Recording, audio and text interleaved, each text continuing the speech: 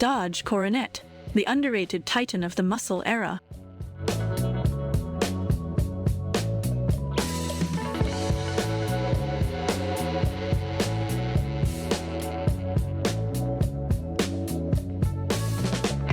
In the annals of automotive history, some cars receive endless accolades and flashbulbs, while others, equally deserving, cruise under the radar. Ladies and gentlemen, I present to you the Dodge Coronet, a car that's equal parts bruiser and ballroom dancer, but often overlooked in the pantheon of muscle car legends. The Coronet first graced our roads in the 1949, initially as a full-sized sedan, but let's fast forward to the mid-60s, when the magic truly began. By 1965, the Coronet was redesigned to fit the bill of a mid-sized muscle car. It was a behemoth that combined understated elegance with the kind of raw power that would make an Abrams tank blush. Look at it. I mean, just look at it. The styling. It's a masterclass in utilitarian beauty. Clean lines, a menacing front grille that looks like it's perpetually chewing on a cigar, and the kind of solid, squared-off proportions that could probably withstand a direct hit from Thor's hammer. In its most aggressive guise, the Super B trim, it even had racing stripes and hoodscoops, because when you have that much power, subtlety is for cowards. And what lies beneath that sculpted hood is nothing short of an engineering thunderstorm. You could opt for the modest 273 cubic inch V8, but why do that when you could have the 426 HEMI? Yes, the same engine that snatched souls on drag strips and obliterated tires with abandon. With the HEMI, the Coronet became a street-legal missile with horsepower figures that were more science fiction than reality. Driving a Coronet, especially the HEMI version, feels like trying to harness a tornado with a piece of string.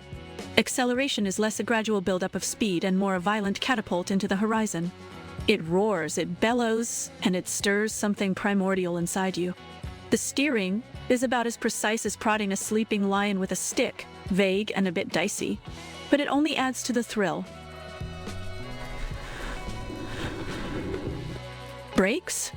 They exist, ostensibly to stop the car, but think of them more as suggestions than certainties.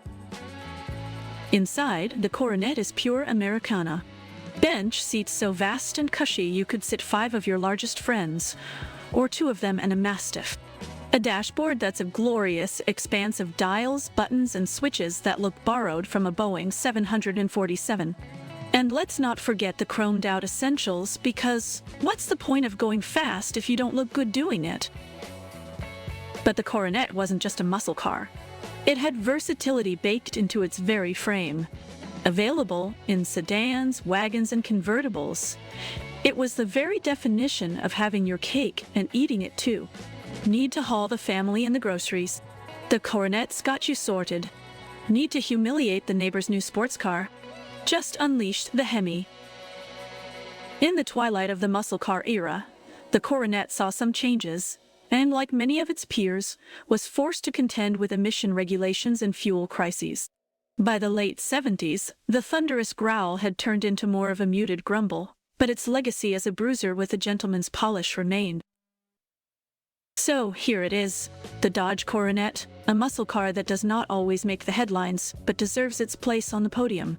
It's the automotive equivalent of a rugged, battle-hardened veteran cloaked in a tuxedo. If doom ever finds you with the keys to one, fire it up, feel the rumble, and know you're seated in a legend.